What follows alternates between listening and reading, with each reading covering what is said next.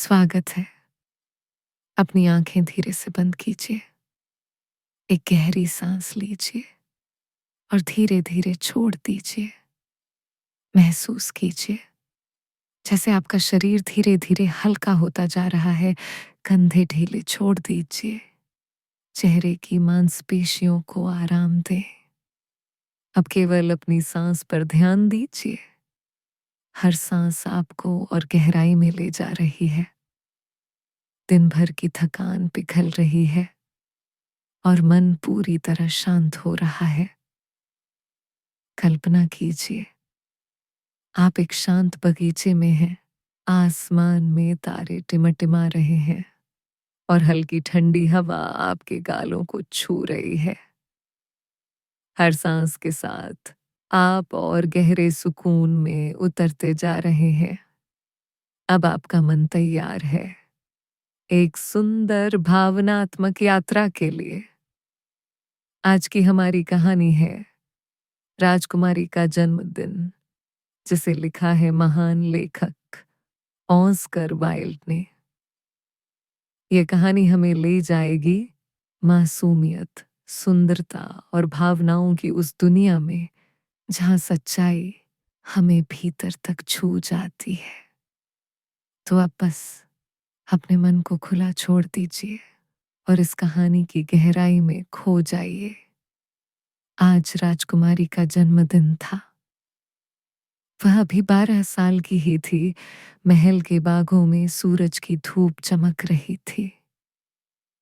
हालांकि वह सचमुच स्पेन की राजकुमारी थी, लेकिन उसका भी साल में एक ही जन्मदिन पड़ता था, बिल्कुल गरीब बच्चों की तरह। इसलिए यह सारे देश के लिए बहुत महत्वपूर्ण था कि उसका यह दिन बहुत अच्छा गुजरे, और यह निश्चय ही एक बहुत अच्छा दिन था। नलिनी के फूल अपनी लंबी डंडियों पर संतरियों की तरह सीधे खड़े थे। वे नीचे घास में उगे गुलाबों की तरफ उपेक्षा से देखकर कह रहे थे, सुंदरता में हम भी तुमसे कम नहीं। बैंगनी रंग की तितलियां अपने पंखों पर सुनहरा पराग लिए इधर से उधर उड़ रही थीं। वे बारी बारी से हर फूल पर जाती। नन्ही गिरगिटें दीवारों से निकलकर धूप सेंक रही थी। धूप की गर्मी से अनार दरक कर फूट गए थे और वे अपने लाल रक्तिम हृदय दिखा रहे थे। यहाँ तक कि जालियों और तोरण पत की मिट्टी में उगने वाले पीले नींबुओं का रंग भी सूर्य का प्रकाश पाकर निखर आया था। मैग्नोलिया के पेड़ों ने भी अपने गोल हाथी दांत के रंग के फूल खिलाकर हवा को सुगंध से भर दिया था। छोटी राजकुमारी अपने साथियों के साथ छत पर इधर से उधर घूम रही थी। वह पत्थर के विशाल कलशों और काई लगी मूर्तियों के इर्द गिर्द लुका छिपी का खेल खेल रही थी। आम दिनों में उसे केवल अपने स्तर के बच्चों के साथ खेलने की ही अनुमति दी जाती थी, इसलिए उसे अकेले ही खेलना पड़ता था। पर उसका जन्मदिन इस नियम का अपवाद था। राजा ने आदेश दिया था कि वह चाहे तो अपने किसी भी हमउम्र दोस्त को आमंत्रित करके उसके साथ अपना मन बहला सकती है। इन छरहरे स्पेनिश बच्चों में एक विशेष प्रकार का लालित्य था। लड़कों ने बड़े परों वाले हैट और छोटे लहराते लबादे पहन रखे थे। लड़कियां अपने लंबे कढ़ाईदार गाउन संभाले और अपनी सूरज की धूप से बचाने के लिए बड़े काले भी रुपहले पंखे लिए घूम रही थी।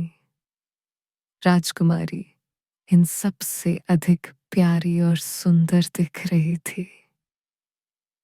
उसने आज के फैशन के अनुरूप सबसे अच्छी पोशाक पहन रखी थी। उसका लिबास स्लेटी सैटिन का था। उसकी स्कर्ट और बड़े बड़े फुलाव वाली आस्तीनें चांदी के तिल्ले से कड़ी हुई थी। जब वह चलती तो उसके लिबास में से गुलाबों के आकार के सजावट वाले स्लीपर झांकते। उसका बड़ा सा पंखा गुलाबी और मोती के रंग का था। उसके सुनहरे बाल उसके पीले चेहरे को चारों ओर से स्वर्ण प्रभामंडल की तरह घेरे हुए थे। महल की एक खिड़की से उदास बैठा राजा उनको देख रहा था।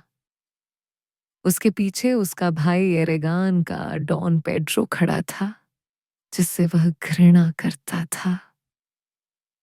उसके पास उसके धर्मगुरु गेनाडा के महान धर्म रक्षक बैठे थे। वह राजकुमारी को देखकर और भी उदास हो रहा था। जब वह अपने मुकाबले खेलने वालों के सामने बड़ी अदा से झुकती थी या फिर अपने पंखे की ओट करके अलकर्क की ड्यूक पत्नी पर हंसती थी, जो हर समय उसके साथ रहती थी। राजा को राजकुमारी की मां युवा रानी की याद आ गई। उसे ऐसा लगा कि वह कुछ अरसा पहले ही रांस के जिंदादिल देश से आई थी, लेकिन वह स्पेन के वैभवशाली राजमहल में आने के बाद कुम्हलाकर लुप्त हो गई। वह अपनी बच्ची को जन्म देने के 6 महीने बाद ही चल बसी। इससे भी पहले कि वह बगीचे में 2 बार तो बादाम को फलते देख लेती या फिर घास से भरे आंगन में खड़े पुराने अंजीर के पेड़ से दूसरे साल का फल तोड़ सकती। राजा उसे इतना अधिक प्यार करता था कि उसे रानी को कब्र में दफनाना भी गवारा न हुआ, क्योंकि कब्र उसे उसकी नजरों से छिपा लेती। उसका शव संलेपन एक हबशी हकीम ने किया था, जिसकी जान इस सेवा के बदले बख्श दी गई थी। उसकी कथित जादू टोने की हरकतों की वजह से उसे मौत की सजा दी गई थी, ऐसा लोगों का कहना था। उनका यह भी कहना था कि उसका मृत शरीर अभी भी काले पत्थर के प्रार्थना गृह में उसकी टेपेस्ट्री की शैया पर रखा हुआ था, ठीक उसी तरह जैसे कि मठवासी सन्यासियों ने उसे आज से लगभग 12 साल पहले मार्च के उन हवाओं के दिनों में रखा था। हर महीने में एक दिन राजा एक काला लबादा पहनकर और हाथ में एक ढकी हुई लालटेन लेकर कक्ष में जाता था। वह उसके सामने घुटने टेक कर बैठता और बार बार मेरी रानी पुकारता। कई बार तो वह स्पेन के रीति रिवाजों का उल्लंघन करता हुआ, जो कि राजा को भी उसके दुख में अपनी सीमाओं में बांध है, उसका जवाहरात से सुसज्जित हाथ चूमते हुए सदा की नींद सोए ठंडे लेपन किए चेहरे को जगाने की कोशिश करता। आज उसे लगा कि एक बार फिर उसे देख रहा है, जैसा कि उसने पहले पहल उसे फाउंटेनब्लू के किले में देखा था। तब वह केवल 15 साल का था और रानी तो और भी छोटी थी। उस अवसर पर उनकी विधिवत सगाई हो गई थी। यह रस्म पोप के धर्मदूत ने फ्रांस के राजा और उसके सभी दरबारियों की उपस्थिति में संपन्न कराई थी, और वह भूरे बालों की एक नन्ही सी लट और 2 बच्चों जैसे होंठों की याद लिए लौटा था, जिन्होंने उसके बग्घी में सवार होते समय उसके हाथों का चुंबन लिया था। उसके बाद बहुत जल्दी ही दोनों देशों की सीमाओं के निकटवर्ती बरगोस नाम के एक छोटे से कस्बे में उनका विवाह भी हो गया था। उसके बाद मैड्रिड में बड़ी धूमधाम से उन्होंने प्रवेश किया। ला अटोशा के गिरजाघर में रिवाज के मुताबिक संगीतमय महापूजा का आयोजन किया गया। उसके बाद संपूर्ण विधि विधान के साथ धर्माधिकरण की दंडाज्ञा का आयोजन किया गया, जिसमें लगभग 300 विधर्मी पापियों को, जिनमें से अनेक अंग्रेज थे, राज्याधिकारी को जलाने के लिए सौंप दिया गया। निश्चय ही वह उससे पागलपन की हद तक प्यार करता था। कईयों के विचार में यह देश के लिए अनर्थकारी था, क्योंकि उस समय स्पेन नई दुनिया पर अधिकार के लिए इंग्लैंड के साथ युद्ध में संलग्न था। वह रानी को अपनी नजरों से जरा देर के लिए भी दूर नहीं होने देता। उसके प्यार के चलते वह राज्य के अत्यंत गंभीर मामलों को भी भूल गया था। प्रेम के अपने इस आवेश में वह इतना अंधा हो गया था कि यह भी न देख पाया कि जिस रहस्यमय रोग से वह पीड़ित थी, वह उसे प्रसन्न करने की नीयत से आयोजित किए जाने वाले समारोहों के कारण बढ़ रहा था। उसकी मृत्यु होने पर कुछ समय के लिए तो वह अपना मानसिक संतुलन भी खो बैठा था। अगर उसे नन्ही राजकुमारी को अपने भाई की कृपा पर छोड़ने का भय न होता, तो वह निश्चय ही राजपाट त्याग कर ग्रेनाडा के उस मठ में चला जाता, जिसका कि वह मानद मठाध्यक्ष था। उसके भाई की क्रूरता तो स्पेन में भी कुख्यात थी। कुछ लोगों का यह भी कहना था उसी ने रानी को मारा था। जब रानी अरागान के किले में उसके यहाँ पधारी थी, तो उसने उसे भेंट में जहरीले दस्ताने दिए थे। रानी की मृत्यु के बाद उसने अपने सारे राज्य में 3 साल का राजकीय शोक मनाने का आदेश दिया था। लेकिन इन 3 सालों के बाद भी उसने अपने मंत्रियों को किसी तरह के नए रिश्ते की बात करने की अनुमति नहीं दी। जब स्वयं सम्राट ने अपनी रूपवती भतीजी बोहिमिया की आर्चडचेस का रिश्ता उसके लिए भेजा, तो राजा ने सम्राट के राजदूत को यह कहकर विदा कर दिया कि स्पेन के राजा का विवाह पहले ही दुख के साथ हो चुका है। हालांकि दुख एक बांझ दुल्हन की तरह होता है, लेकिन मैं उसे सुंदरता से भी अधिक प्रेम करता हूं। इस जवाब की कीमत उसे नीदरलैंड के समृद्ध प्रांत घुमवाकर अदा करनी पड़ी। वहां सम्राट के उकसाने पर गिरजाघर में सुधार के दुराग्रहियों ने विद्रोह कर दिया था। ऐसा लगता था कि राजकुमारी को छत पर खेलते देख उसका सारा वैवाहिक जीवन अपने समस्त आमोद प्रमोद और घोर दुख के साथ आज लौट आया था। राजकुमारी में रानी की सभी राजसी अदाएं थीं। वह उसी की तरह अपना सिर एक ओर झटकती थी। उसका अपनी मां जैसा ही करवीला गोल मुख था।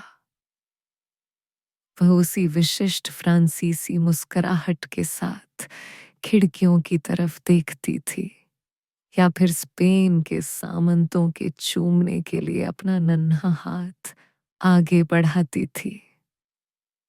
लेकिन बच्चों की पैनी हंसी उसके कानों को अप्रिय लग रही थी, और सूर्य की तेज निष्ठुर किरणें उसके दुख का उपहास कर रही थीं। और कुछ मसालों की दुर्गंध, वही मसाले जो शव संलेपन में इस्तेमाल किए जाते हैं, वातावरण को दूषित कर रही थी। या फिर ये उसकी अपनी कल्पना मात्र थी। उसने अपना चेहरा अपने हाथों से ढक लिया और जब बच्चों ने दोबारा उस तरफ देखा तो पर्दा खिंचा हुआ था और राजा चले गए थे। राजकुमारी ने अपने कंधे उचकाकर निराशा की हल्की सी खींच प्रकट की। आखिर राजा को उसके जन्मदिन पर उसके साथ रहना चाहिए था। राजकाज के नीरस मामलों का महत्व ही क्या है? या फिर वह उस उदासी भरे प्रार्थना गृह में तो नहीं चले गए जहां हर समय मोमबत्तियां जलती रहती हैं और जहां जाने की उसे कभी भी अनुमति नहीं दी जाती। इस समय जबकि धूप इतनी अच्छी खिली हुई है और हर कोई इतना खुश है, ऐसी हरकत कितनी मूर्खतापूर्ण है। इसके अलावा वह नकली सांड से लड़ाई भी नहीं देख पाएंगे जिसकी शुरुआत की घोषणा करने वाली तुरही भी बच रही है। इसके अलावा कठपुतली का तमाशा और दूसरे भी कितने ही दिलचस्प खेल होने वाले हैं। उसके चाचा और महाधर्म परीक्षक कहीं अधिक समझदार थे। वे बाहर छत पर निकल आए थे। उन दोनों ने उसकी खूब तारीफ की। फिर उसने अपना सुंदर सिर अपनी खास अदा से एक ओर झुकाया। फिर डॉन पेड्रो का हाथ पकड़कर धीरे धीरे सीढ़ियां उतरती हुई बगीचे के अंत में बनाए गए बैंगनी रेशम के लंबे मंडप की तरफ चल पड़ी। बाकी के बच्चे अपने अपने रुतबे के क्रम से उसके पीछे चल रहे थे।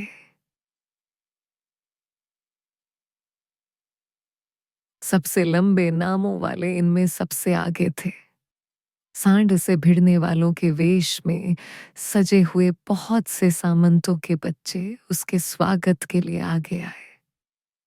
लगभग 14 साल के अत्यंत रूपवान बालक टेरा नुएवा के अत्यंत रूपवान काउंट ने स्पेन के राजसी शिष्टाचार के अनुरूप अपना हैट सिर से उतार कर उसका अभिवादन किया। उसके बाद स्पेन के उच्चाधिकारी ने उसे वितान में बने ऊंचे मंच पर रखी सोने और हाथी दांत की छोटी सी सुंदर कुर्सी पर बैठाया। बच्चे चारों तरफ अपने पंखे डुलाते हुए बातें करने लगे। प्रवेश द्वार पर खड़े उच्च धर्म परीक्षक और डॉन पेड्रो ये सब देखकर हंस रहे थे। सख्त नाक नक्शे और रूखे स्वभाव वाली कमेरा मेयर की डचेज के झुर्रियों भरे चेहरे और सूखे होंठों पर भी मुस्कुराहट सी दिखाई पड़ रही थी। सांडों की नकली लड़ाई वाकई बहुत शानदार रही। जब परमा के ड्यूक उसके पिता से मिलने आए थे और सचमुच की सांड से लड़ाई का खेल हुआ था, यह तो बच्चों को उससे भी बढ़कर लगी। खूबसूरत साज और काठियों से सजे कठघोड़ों पर सवार कुछ बच्चे अपने भड़कीले रिबनों से सुसज्जित चमकीले भाले लहरा रहे थे। दूसरे पैदल ही सांड के आगे अपने लाल लबादे लहरा रहे थे। जब सांड उन पर हमला करता तो वे धीरे से अखाड़े का घेरा फलांग जाते। जहां तक सांड का सवाल था, वह तो असली सांड सा लग रहा था। हालांकि उसे तीलियों पर मढ़ी लचीली खाल से सजाकर सांड बनाया गया था। कई बार तो वह अपनी पिछली 2 टांगों के बल पर खड़ा होकर सारे अखाड़े का चक्कर काटता, जबकि कोई असली सांडा ऐसा करने का सपना भी नहीं देख सकता। वह लड़ा भी बहुत ही शानदार तरीके से। बच्चे यह सब देखकर इतने रोमांचित हो गए कि वे अपनी बेंचों पर खड़े हो गए। वे अपने अपने लेस से सजे रूमाल हवा में लहराते हुए उसी तरह वाह वाह शाबाश लड़ाको चिल्ला रहे थे जैसे बड़े चिल्लाते हैं। आखिरकार लंबी लड़ाई के बाद, जिसमें बहुत से कटघोड़ों को सींग भोंक कर सांड ने नष्ट कर दिया था और उनके सवार अपने घोड़ों से उतरने को मजबूर हो गए थे, टिएरा नुएवा के किशोर काउंट ने सांड को घुटनों के बल गिरा दिया और फिर राजकुमारी की अनुमति पाकर जानवर की गर्दन में अपनी लकड़ी की तलवार घुसा दी। उसने ऐसा जबरदस्त प्रहार किया था कि जानवर का सिर अलग हो गया। इससे मैड्रिड में फ्रांस के राजदूत के बेटे महोदय द लोराने का हंसता खिलखिलाता चेहरा प्रकट हो गया। इसके बाद तालियों की घड़घड़ाहट के साथ अखाड़ा खाली हुआ। मरे हुए कठघोड़ों को पूरे अदब कायदे के साथ काली सफेद वर्दी वाले दो हबशी छोकरे सेवकों ने हटाया। फिर थोड़े अंतराल के बाद, जिसमें एक फ्रांसीसी करत दिखाने वाले ने तनी हुई रस्सी पर अपने करतब दिखाए, इस अवसर के लिए विशेष रूप से बनाए गए एक छोटे रंगमंच पर कुछ इतालवी कठपुतलियां प्रकट हुईं। उन्होंने सोफोनी शाबा की अर्धत्रासदी का मंचन किया। उनका प्रदर्शन इतना अच्छा था कि इसके अंत में राजकुमारी की आंखें आंसुओं से नम हो गईं। कुछ बच्चे तो सचमुच रोने लगे और उनको मिठाइयां खिलाकर दिलासा दिया गया। स्वयं महाधर्म परीक्षक भी प्रदर्शन से प्रभावित होकर डॉन पेड्रो से बोले कि यह तो बर्दाश्त से बाहर की बात है कि काठ की बनी और मोम तथा रंगों से रंगी तारों के सहारे नचाई जाने वाली बेजान चीजें भी इतनी दुखी हों और उनको भी ऐसा दुर्भाग्य झेलना पड़े। फिर एक अफ्रीकी बाजी कर आया।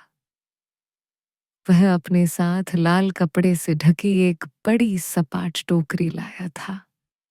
उसने टोकरी अहाते के बीचों बीच रख दी। फिर वह अपनी पगड़ी से एक विचित्र सी बीन निकालकर बजाने लगा। जरा देर में उस कपड़े में हरकत होने लगी।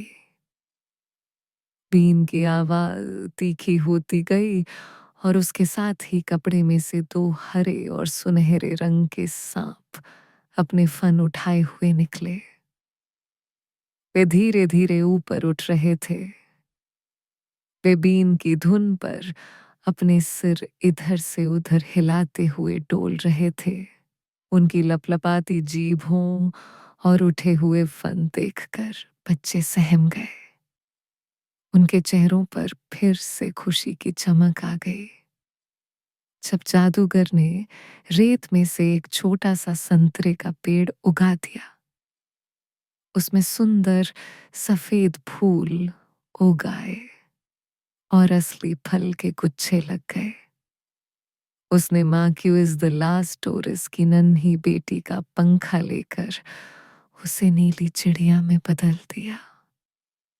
चिड़िया ने पूरे मंडप का एक चक्कर लगाया और सबको अपना मीठा गाना सुनाया। यह देखकर बच्चों की हैरानी का ठिकाना न रहा। नुएस्ट्रा सेनोरा डेल पिलर गिरजाघर से आए बच्चों का पवित्र नृत्य भी बहुत आकर्षक था। राजकुमारी ने इससे पहले कभी यह आकर्षक समारोह नहीं देखा था, जो हर साल मई के महीने में कुंवारी मरियम की ऊंची वेदी के सामने उनके सम्मान में होता था। लेकिन स्पेन के राजघराने का कोई भी सदस्य सारागोटा के महागिरजाघर में उस दिन के बाद कभी नहीं गया। जब एक पागल पादरी ने, जो कईयों के अनुमान के अनुसार इंग्लैंड की रानी एलिजाबेथ का वेतन भोगी था, एस्टूरिया के राजकुमार को एक रोटी के टुकड़े में जहर देने की कोशिश की थी।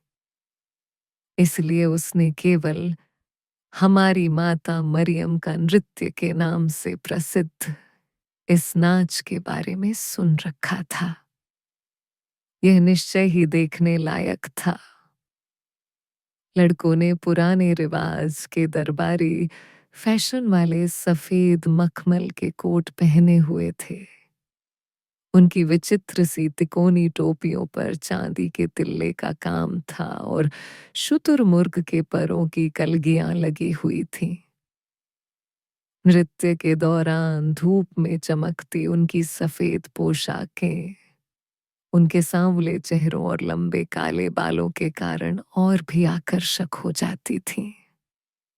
नृत्य के दौरान वे जिस गरिमा के साथ संचलन करते और अपना सिर झुकाते थे, उसने सबको बहुत प्रभावित किया। नृत्य समाप्त होने पर जब उन्होंने राजकुमारी के प्रति सम्मान प्रकट करते हुए अपनी बड़ी टोपियां उतारी, तो उसने उनके इस आदर भाव को बहुत शिष्टता के साथ स्वीकार किया। उसने यह भी निश्चय कर लिया कि माता मरियम ने उसे जो आनंद का अवसर दिया है, उसके प्रतिदान में वह गिरजाघर में एक बड़ी सी मोमबत्ती जलाने के लिए भेजेगी। उसके बाद मिस्र वासियों का एक दल, जैसा कि उन दिनों जिप्सियों को कहा जाता था, रंगभूमि में आया। वे एक घेरे में पालथी मारकर बैठ गए और अपनी अपनी सितारों पर राग बजाना आरंभ कर दिया। वे सुरों के साथ साथ अपने सिर भी उनके अनुरूप हिलाते थे और बड़ी मध्यम आवाज में गुनगुनाते थे। जब उनकी नजर डॉन पोड्रो पर पड़ी तो कुछ ने उसकी तरफ गुस्से से घूरा तो कुछ डर के मारे सहम गए। कुछ ही सप्ताह पहले उनके दो कबीले वालों को साविले के बाजार में जादू टोना करने के आरोप में फांसी पर लटका दिया गया था। लेकिन उनको छोटी राजकुमारी बहुत अच्छी लगी। वह पीछे की ओर टेक लगाए हुए अपनी नीली आंखों से जिस अदा से अपने पंखे को देख रही थी, उससे उनको लगा कि उस जैसी मासूम कभी किसी के साथ निर्दयता नहीं कर सकती। इसलिए वे बहुत कोमलता से अपने राग बजाते रहे। उनके लंबे नाखून सितार के तारों को छेड़ रहे थे और वे अपने सिर इस तरह नीचे झुका रहे थे मानो उनको नींद आ रही हो। अचानक उन्होंने ऐसा जोर का चीत्कार किया कि बच्चे चौंक गए और डॉन पेड्रो का हाथ अपने खंजर की गोमेद जड़ी मूठ पर चला गया। वे उछलकर खड़े हो गए थे और पागलों की तरह रंगभूमि के चक्कर लगाते हुए, अपने मृदंग बजाते हुए, अपनी विचित्र भाषा में कोई प्रणय गीत गा रहे थे। फिर एक और संकेत के साथ वे सब के सब जमीन पर औंधे लेट गए। वे वहां एकदम निश्चल पड़े रहे। उनके सितारों के हल्के सुर ही उस शांति को भंग कर रहे थे। कई बार इसे दोहराने के बाद वे वहां से गायब हो गए। कुछ ही देर बाद वे फिर लौटे। इस बार वे अपने साथ जंजीर में बंधा एक भूरा झबरा भालू लेकर आए थे। उनके कंधे पर छोटे बंदर थे। भालू बड़ी गंभीरता के साथ सिर के बल खड़ा हो गया और झुर्रीदार बंदरों ने दो लड़कों के साथ मिलकर, जो उनके कलंदर थे, कई तरह के मजेदार करतब दिखाए।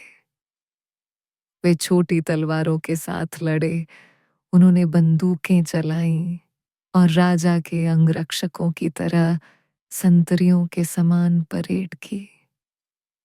वाकई जिप्सी अपने प्रदर्शन में बहुत सफल रहे। लेकिन उस सुबह के सारे मनोरंजन में छोटे बौने का नाच सबसे ज्यादा हंसाने वाला था। जब उसने अपनी टेढ़ी मेढ़ी टांगों पर चलते हुए और अपने जिस्म से बहुत बड़े सिर को एक तरफ से दूसरी तरफ हिलाते हुए रंगभूमि में प्रवेश किया तो बच्चे खुशी के मारे चीख पड़े। स्वयं राजकुमारी भी इतना हंसी कि उसे याद दिलाना पड़ा कि हालांकि राजघराने के शिष्टाचार के अनुरूप राजकुमारियों को अपने समकक्षों के सामने रोने के तो कई पूर्व उदाहरण हैं, लेकिन अपने से निचले स्तर वालों की उपस्थिति में इस तरह हंसने का एक भी पूर्व उदाहरण नहीं।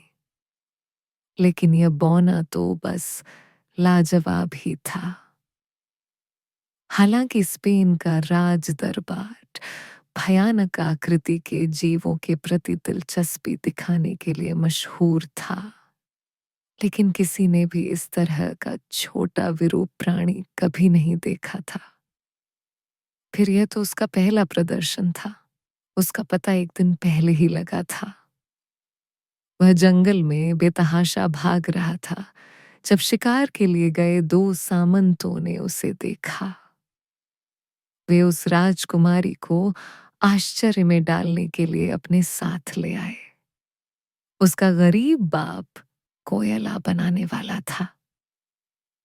वह इस तरह के कुरूप और निकम्मे बच्चे से छुटकारा पाकर खुश ही था।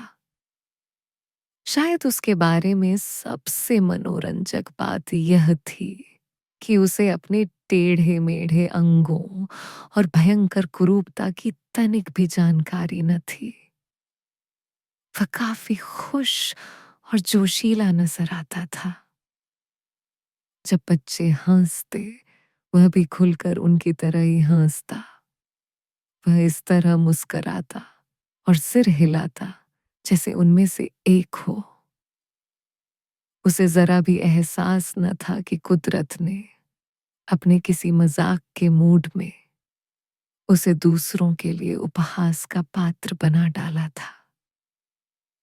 राजकुमारी पर तो वह पूरी तरह मोहित हो गया था।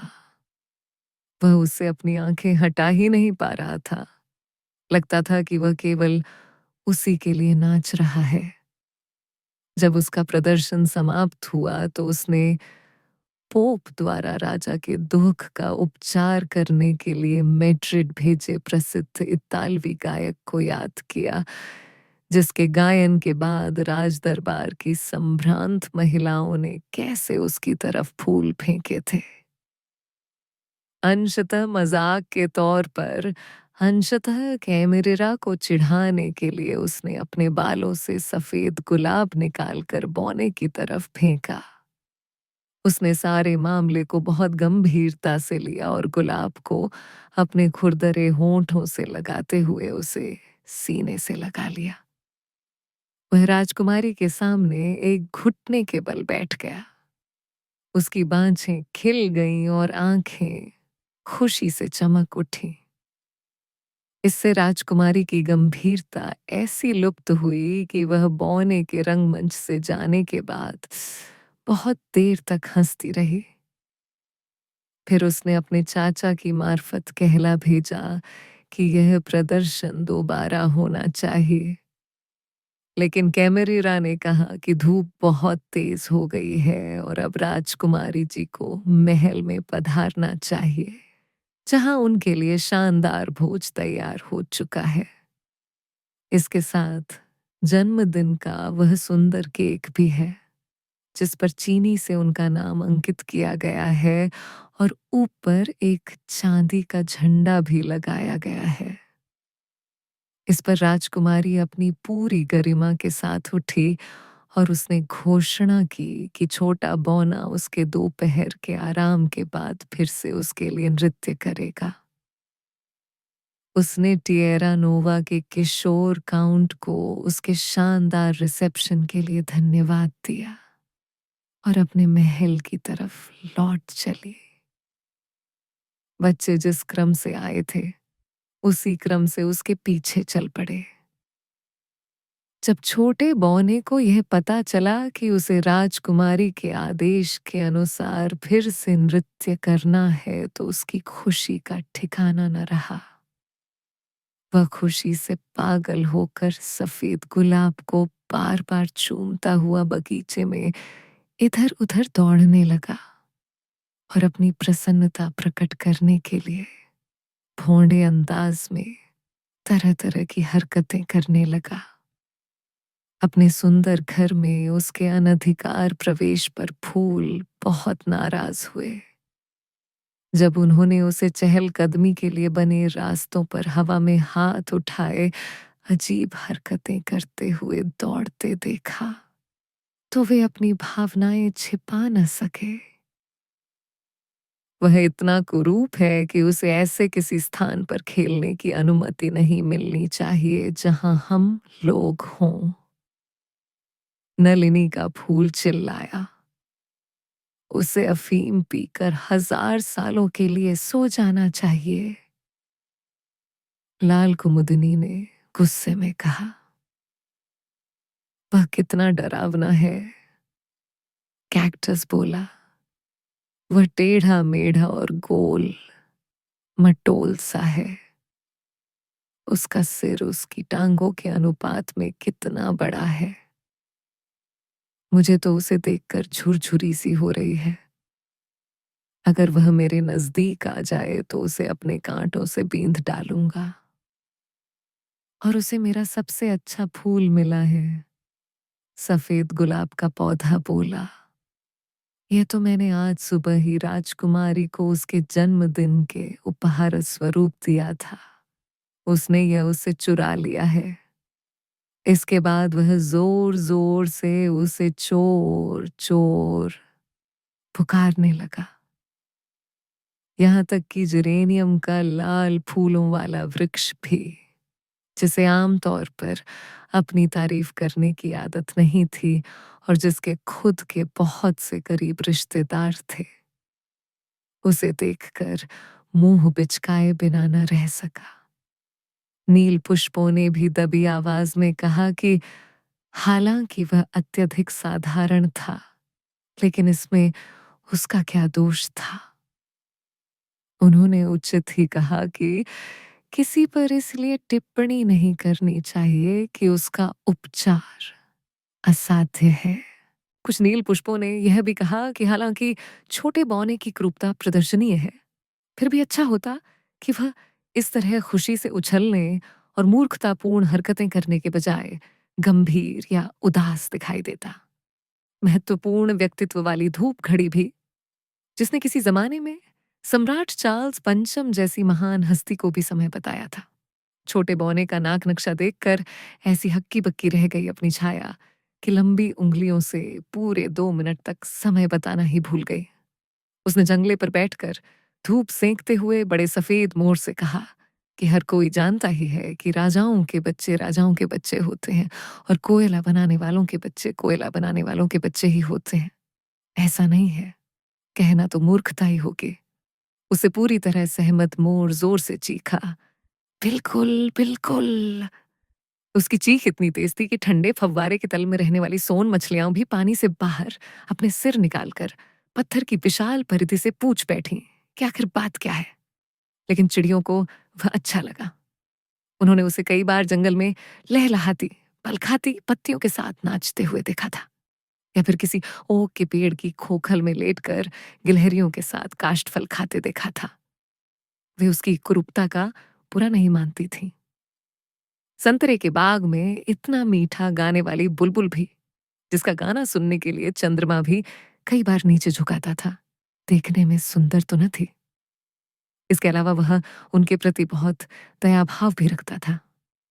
खड़े जाड़े में जब पेड़ों पर फल नहीं रहते थे, जब धरती लोहे जैसी कठोर हो जाती थी, जब भेड़िए खाने की तलाश में बस्तियों के छोर तक आ जाते थे, तब भी वह कभी उनको भूला नहीं।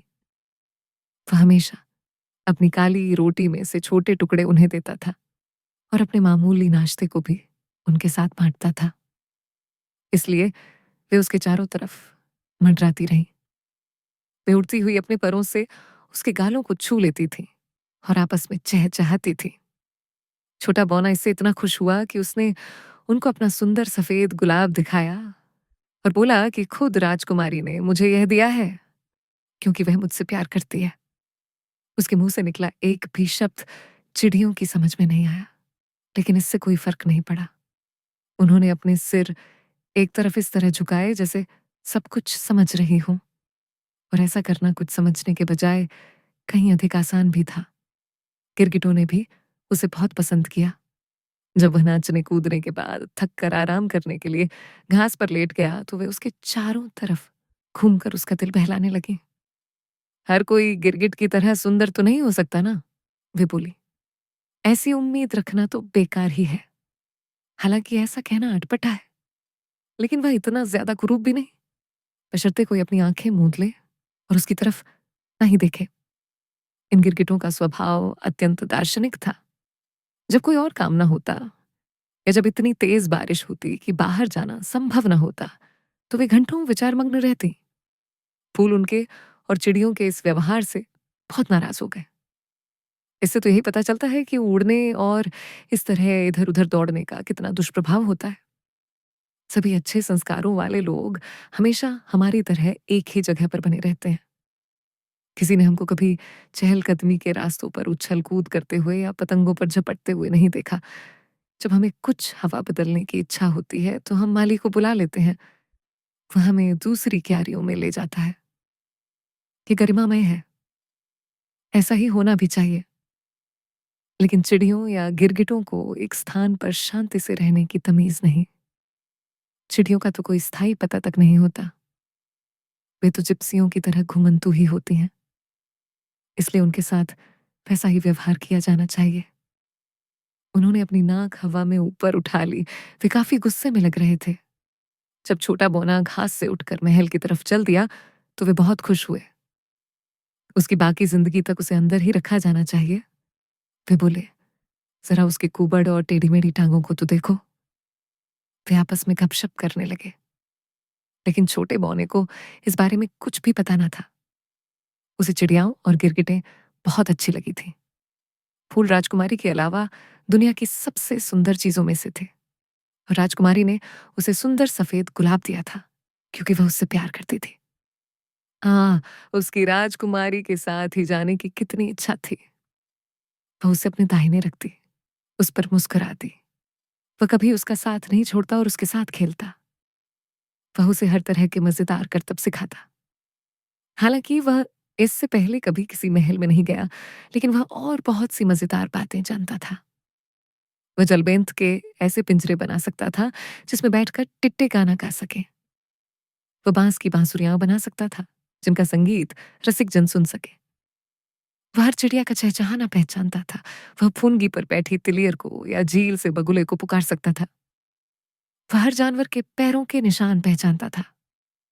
वह खरगोश के हल्के कदमों के निशानों को और कुचली हुई पत्तियों से भालू के पद चिन्हों को पहचान सकता था। उसे सभी जंगली नृत्य आते थे। वह शरद का लाल वस्त्रों वाला उन्मत्त नृत्य जानता था। वह फसल पर नीले सैंडल पहनकर किए जाने वाला धीमा नृत्य जानता था। वह श्वेत पुष्पमाला के साथ जाड़े का नृत्य और वसंत में उपवनों में किया जाने वाला कलिका नृत्य भी जानता था। वह जानता था कि जंगली कबूतर अपना घोंसला कहाँ बनाते हैं।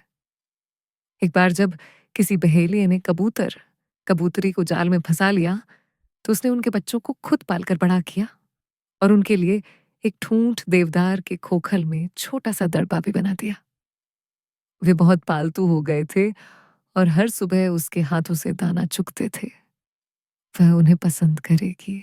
लंबी घास में फुदक फुदक कर दौड़ने वाले खरगोश, फौलादी रंग के पंखों और काली चोंच वाले नीलकंठ, अपने आप को कंटीले गोले में बदल देने वाले साही और अपने सिर डुलाते, नर्म पत्तियां चबाते हुए धीमी चाल से चलने वाले सयाने कछुए, इन सबको भी वह जरूर पसंद करेगी। हाँ, उसे जरूर उसके साथ खेलने के लिए जंगल में आना चाहिए। वह उसे अपना छोटा बिस्तर दे देगा और खुद सुबह होने तक खिड़की से झांकता हुआ पहरा देगा, ताकि आरा भैंसा उसे चोट न पहुंचाए और भेड़िए झोपड़ी के पास न खिसक आए। सुबह होने पर वह कपाट पर दस्तक देकर उसे जगाएगा। फिर वे दोनों बाहर जाकर दिन भर एक साथ नाचेंगे। जंगल में जरा भी अकेलापन महसूस नहीं होता। कभी कभी कोई पादरी भी अपने सफेद खच्चर पर सवार अपनी रंगीन किताब से कुछ पढ़ता हुआ वहां से निकलता है। कई बार बाद से शिकार करने वाले हरी मखमल की टोपियां और हिरण की खाल की जरकिन पहने वहां से निकलते हैं। मुंह पर टोपियां पहनाए बाज उनकी कलाई पर होते हैं। अंगूर की फसल के समय यहाँ अंगूर के व्यापारी आते हैं। सिर पेचे की चमकदार लताओं से उलझकर उनके हाथ पैर बैंगनी हो जाते हैं। वे शराब टपकाती मशकें लिए होते हैं। कोयला बनाने वाले रातों को बड़ी अंगीठियों के पास बैठकर लकड़ी के लट्ठों को धीमी आग में सुलग कर कोयला बनते देखते रहते हैं। वे अंगारों पर चेस्टनट भूनते रहते हैं। डाकू अपनी गुफाओं से निकल कर आते हैं और उनके साथ मिलकर आमोद मनाते हैं। एक बार तो उसने टोलेडो जाने वाली लंबी धूल भरी सड़क से होकर जाने वाला एक सुंदर जुलूस भी उधर से जाते देखा था। सुनहरे क्रॉस वाले संत वहां से अपने चमकीले बैनर लिए मीठे स्वरों में गाते हुए निकलते हैं। उसने एक बार वहां से रुपहले कवच पहने बरछे और तोड़ेदार बंदूकें लिए सिपाही भी जाते देखे। उनके बीच में विचित्र से पीले कपड़े पहने अपने हाथों में जलती मोमबत्तियां लिए 3 आदमी नंगे पांव चल रहे थे। निश्चय ही जंगल में देखने लायक बहुत कुछ है। फिर जब वह थक जाएगी तो वह उसके लिए ढेर सारी नर्म हरियाली ढूंढ लेगा या फिर उसे अपनी बाहों में उठा लेगा, क्योंकि वह बहुत मजबूत है। हालांकि वह जानता है कि लंबा नहीं है। वह उसके लिए शिववल्ली की लाल बेरियों की माला बनाएगा। वह अपनी पोशाक के साथ जो सफेद बेरी पहने हुए है, ये उसी की तरह सुंदर होंगी। जब वह उनसे तंग आ जाएगी तो उनको फेंक सकती है। वह उसके लिए और बना देगा। वह उसके सुनहरे बालों में सितारों की तरह सजाने के लिए बाजफल और ओस में भीगे पवन पुष्प लाएगा। लेकिन वह है कहाँ? उसने सफेद गुलाब से पूछा, लेकिन उसने कोई जवाब नहीं दिया। सारा महल सोया हुआ सा लग रहा था। जहां पल्ले बंद नहीं किए गए थे, वहां भी धूप को अंदर आने से रोकने के लिए खिड़कियों पर भारी पर्दे खींच दिए गए थे। वह चारों तरफ किसी ऐसी जगह ढूंढने के लिए घूमने लगा जहां से अंदर जा सके। अंत में उसे एक छोटा निजी दरवाजा खुला हुआ मिल गया। वो वहां से अंदर आ गया। उसने देखा कि वह एक बड़े और सुंदर हॉल में है। उसे लगा कि यह तो जंगल से भी अधिक सुंदर है। यहाँ चारों तरफ सुनहरी सजावट थी और फर्श भी रंगीन पत्थरों का था, जो किसी ज्यामितीय आकार में एक दूसरे से जोड़े गए थे। लेकिन छोटी राजकुमारी वहां नहीं थी। सिर्फ कुछ आकर्षक सफेद मूर्तियां थीं। जिस पर की चौकियों से वे अपनी सूनी आंखों और मुस्कुराते होठों से उसकी तरफ देख रही थीं। हॉल के अंत में सूरज और सितारों वाली कढ़ाई से सजा काली मखमल का एक पर्दा लगा हुआ था। ये प्रतीक राजा को बहुत प्रिय थे और काला उसका मनपसंद रंग था। शायद वह इसके पीछे छिपी हुई थी। वह हर हाल में कोशिश करेगा। उसने दबे पांव वहां तक जाकर पर्दा एक ओर हटा दिया। वहां सिर्फ एक और कमरा था, पहले से भी सुंदर कमरा। दीवारें हरी टेपेस्ट्री से सजी थी, जिन पर शिकार के दृश्यों वाली सुई धागे की कढ़ाई थी। ये किसी कलाकार की कलाकृति थी, जिसने इसकी परिकल्पना और इसे तैयार करने में 7 साल लगाए थे। ये कभी जीन लोफाओ, जैसा कि उस दीवाने राजा को पुकारते थे, का निजी कक्ष होता था।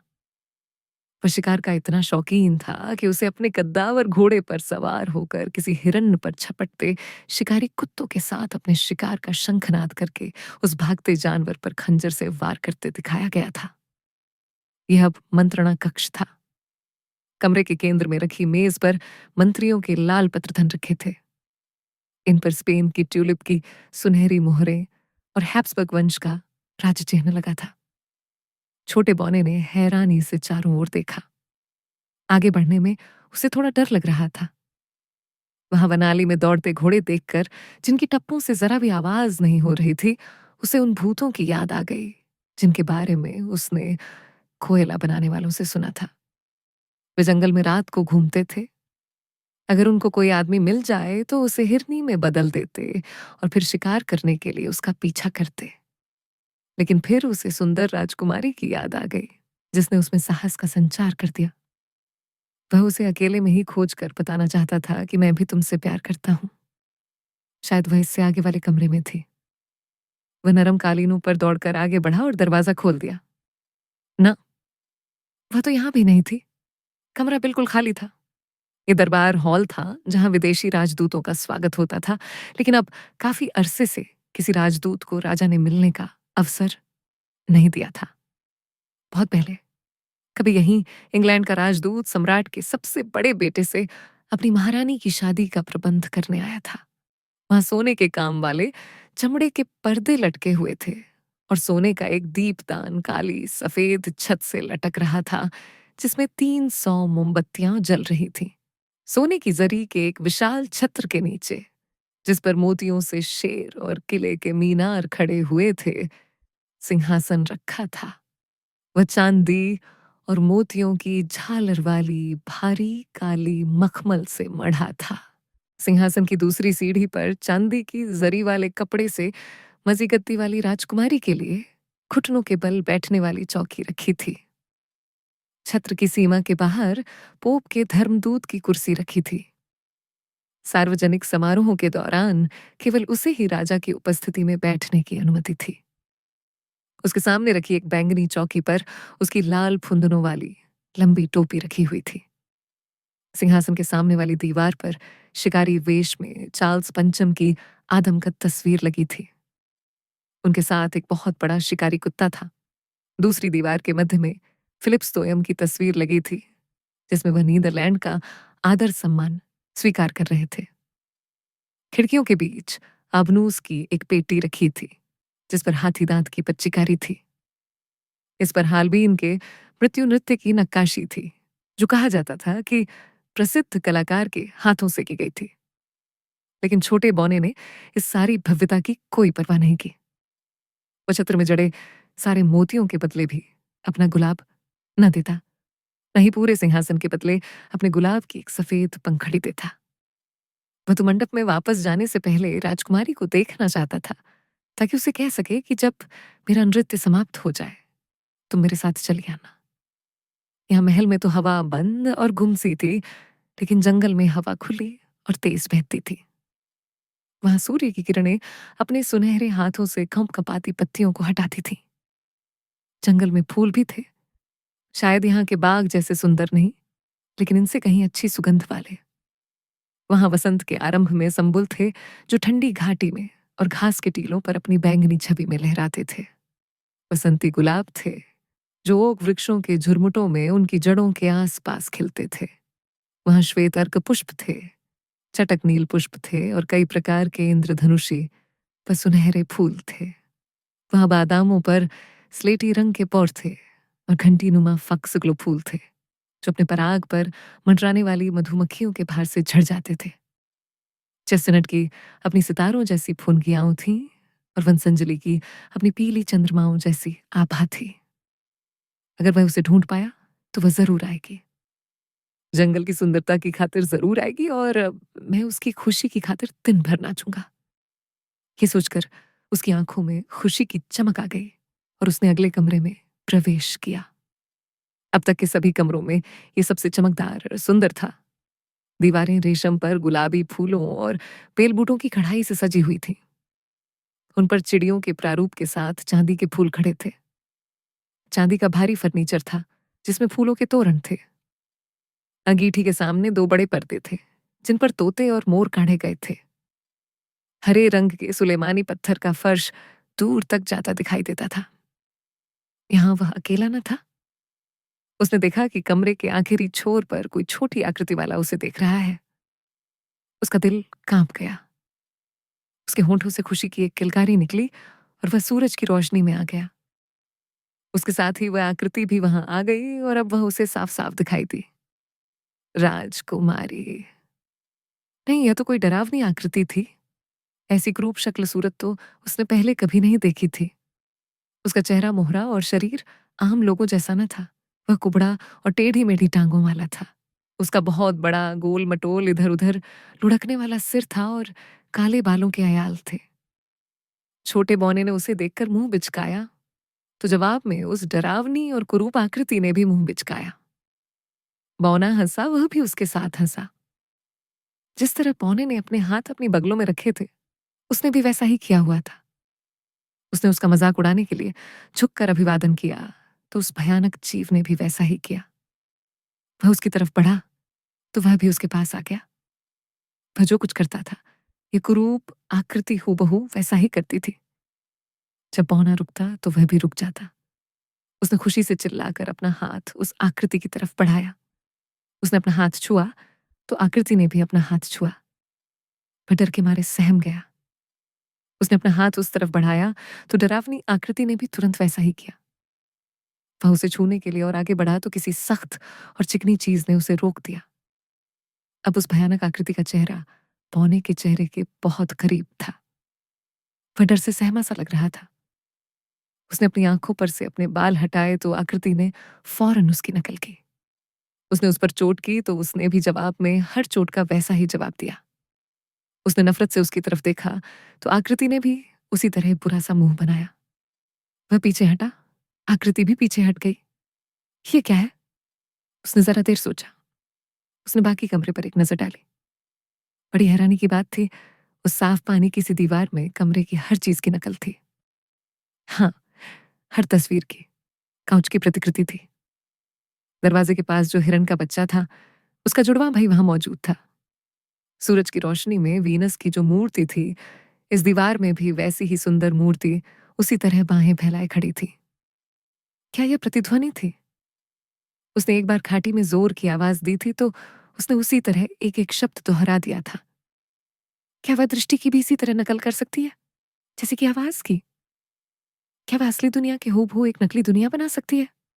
क्या चीजों की छाया में रंगीन हो सकती है और हिलडुल सकती है? क्या ऐसा हो सकता है कि... उसने फिर से शुरू किया। उसने अपनी छाती से सुंदर सफेद गुलाब हटाया और घूमकर उसे चूम लिया। उस भयानक और कुरूप शक्ल के पास भी अपना एक गुलाब था, जिसकी एक एक पंखड़ी उसके गुलाब जैसी ही थी। उसने भी उसी की तरह गुलाब को चूमकर डरावनी हरकत करते हुए उसे छाती से लगा लिया। जब उसे सच्चाई समझ में आई तो बौने ने हताशा में एक जोर की चीख मारी। वो फर्श पर गिरकर सिसकने लगा। तो ये वह खुद था जो कुबड़ा, डरावना और कुरूप नाक नक्शे वाला था, विकृत अंगों वाला, जिसे देखकर नफरत हो। वो खुद ही डरावनी शक्ल वाला था और सब बच्चे उसी पर हंस रहे थे। और छोटी राजकुमारी, जिसके बारे में वह सोचता था कि उसे प्यार करती है, वह भी उसकी कुरूपता का मजाक उड़ा रही थी और उसके विकृत अंगों पर हंस रही थी। उसने उसे जंगल में क्यों नहीं रहने दिया? वहां तो उसे यह बताने वाला कोई आईना न था कि वह कितना घृणास्पद है। उसके पिता ने उसे शर्म के हाथों बेचने के बजाय बाहर क्यों नहीं डाला? उसके गालों पर गर्म आंसू बह रहे थे और उसने सफेद गुलाब को तोड़कर उसके टुकड़े टुकड़े कर दिए। उसकी प्रतिकृत के दानव ने भी वैसा ही किया और फूल की पंखुड़ियां हवा में उछाल दी। वह जमीन पर औंधा लेट गया और उसने बौने की तरफ दर्द भरे चेहरे के साथ देखा। बौना वहां से दूर खिसक गया ताकि उसे न देख सके। उसने अपनी आंखें अपने हाथों से ढक लीं। वह किसी घायल की तरह रेंग कर छाया में आ गया और वहां सुबकता हुआ पड़ा रहा। उसी समय राजकुमारी अपने साथियों के साथ वहां आई। जब उन्होंने बौने को जमीन पर पड़ा हुआ अपने दोनों हाथों से फर्श को पीटता पाया तो वे सब उसके चारों तरफ खड़े होकर उसे देखने लगे। वे सब मारे खुशी के बहुत जोर जोर से हंसने लगे। उसका नाच बड़ा मजेदार था, राजकुमारी बोली, लेकिन उसका यह अभिनय तो उससे भी ज्यादा मनोरंजक है। वह तो कठपुतलियों जैसा ही मजेदार है, बेशक उनकी तरह बहुत स्वाभाविक नहीं। उसने अपना पंखा डुलाया और हंसी, लेकिन छोटे बौने ने उनकी तरफ नहीं देखा। उसकी सिसकियां धीमी होती गई। अचानक वह अजीब तरह से हाँफा। उसने अपनी पसलियों को पकड़ा और फिर दोबारा फर्श पर गिर गया। अब वह बिल्कुल हिलडुल नहीं रहा था। इसका जवाब नहीं, राजकुमारी जरा रुक कर बोली, लेकिन अब तुम्हें मेरे लिए नाचना होगा। हाँ, हाँ, सब बच्चे चिल्ला पड़े। तुम उठो और नाचो, क्योंकि तुम तो जंगली वन मानुष से भी ज्यादा सयाने हो और उससे कहीं ज्यादा हास्यास्पद भी। लेकिन छोटे बौने ने कोई जवाब नहीं दिया। राजकुमारी ने अपना पैर पटका। फिर उसने बाहर छत पर महाप्रतिहार के साथ टहलते हुए मैक्सिको से आए कुछ संदेश पढ़ते अपने चाचा को आवाज दी। मेरा छोटा बौना रूठ गया है, आप उसे उठाकर कहें कि मेरे लिए नाचे। वे एक दूसरे को देखकर मुस्कुराए। फिर डॉन पेड्रो ने नीचे झुककर बौने के गाल पर अपने कढ़ाई वाले दस्ताने से एक थप्पड़ मारा। तुम नाचोगे, निकृष्ट दानव? तुम्हें नाचना होगा। स्पेन की राजकुमारी और उसके साथी मनोरंजन चाहते हैं। लेकिन छोटा बौना अपनी जगह से जरा भी नहीं हिला। कोड़े लगाने वाले को बुलाया जाए, डॉन पेड्रो ने कहा, और वह वापस छत पर चला गया। लेकिन महाप्रतिहार गंभीर हो गया। उसने छोटे बौने के पास झुककर अपना हाथ उसके दिल पर रखा। कुछ देर के बाद वह उठा और उसने अपने कंधे उचकाए। वह राजकुमारी के सामने अदब से थोड़ा झुककर बोला, मेरी प्यारी राजकुमारी जी, आपका छोटा बौना अब कभी नहीं नाचेगा। ये तो अफसोस की बात है। वह इतना अधिक कुरूप है कि शायद राजा भी उसे देखकर मुस्कुरा देते। वो फिर कभी क्यों नहीं नाचेगा? राजकुमारी ने हंसते हुए पूछा। क्योंकि उसका दिल टूट गया है, महाप्रतिहार ने जवाब दिया। इस पर राजकुमारी ने मुंह बिचकाया और उसके सुंदर पतले होंठ नफरत से थोड़े सिकुड़ गए। आइंदा मेरे साथ खेलने के लिए सिर्फ उनको ही बुलाना जिनके दिल ना हो, वह बोली और भागती हुई बगीचे की तरफ चली गई।